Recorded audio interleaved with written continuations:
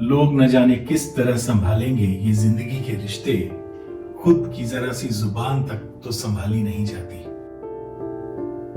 Hello everyone and welcome to DK's club, जहां आप और मैं माइंडफुल लिविंग की जर्नी में साथ चल रहे हैं। आज के इस वीडियो में हम बात करने वाले हैं एक ऐसे टॉपिक की जो हम सबको अफेक्ट करता है। हम बात करने वाले हैं एंगर यानी गुस्से की। चाहे एक दो पलों का फ्रस्ट्रेशन वाला गुस्सा हो या कोई पुराना डीप सीटेड एंगर, हम सब इस गुस्से को एक्सपीरियंस करते हैं।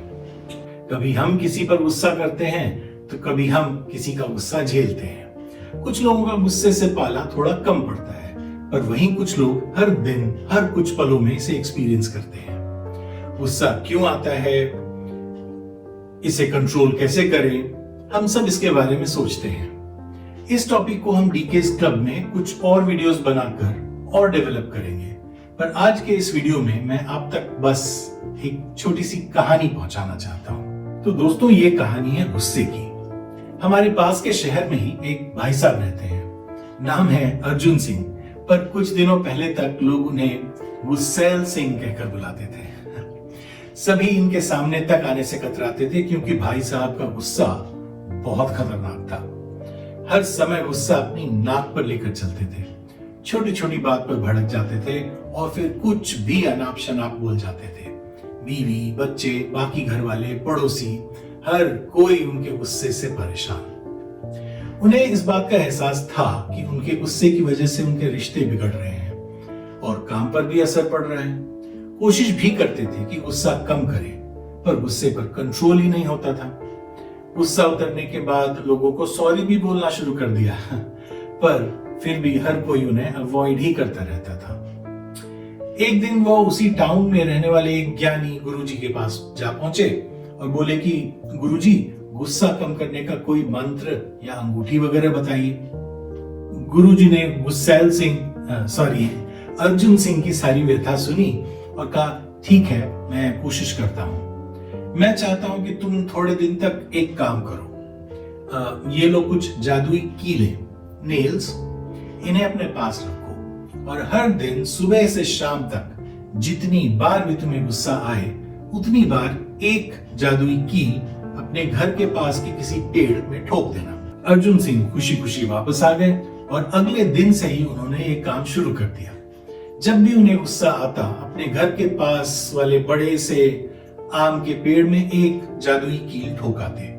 2-4 दिनों तक अर्जुन भाई साहब कील पर कील ठोकते रहे और जादू के होने का इंतजार करते रहे कि कब उनका गुस्सा कम हो, पर नहीं, उनका गुस्सा तो अब भी उतना ही था।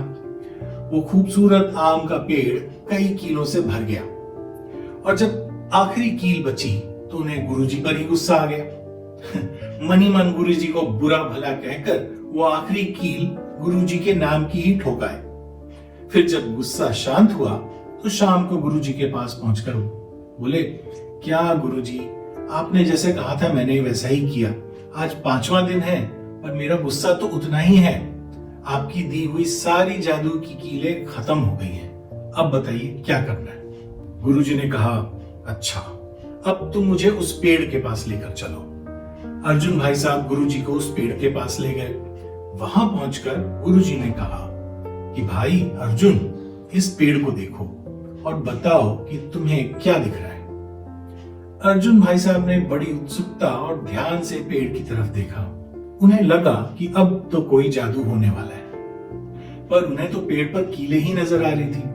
बोले, गुरुजी, मुझे तो बस पेड़ और उसमें लगी ये कीलें ही दिख रही हैं। तब गुरुजी ने कहा कि इस पेड़ पर लगा हर एक कील तुम्हारे गुस्से की निशानी है। लकड़ी पर इन कीलों के निशानों को देख रहे हो? इस खूबसूरत पेड़ को कितना बदसूरत बना चुके हैं। तुम्हारा गुस्सा और गुस्से में तुम्हारे मुंह से निकले शब्द हर बार तुम्हारी अपनी आत्मा और तुम्हारे चारों ओर के रिश्तों पर भी ऐसे ही लॉन्ग टर्म और डीप असर डालते हैं। अब इन सभी कीलों को बाहर निकालो और देखो क्या होता है। अर्जुन ने एक एक कर सभी कीलों को बाहर निकालना शुरू कर दिया।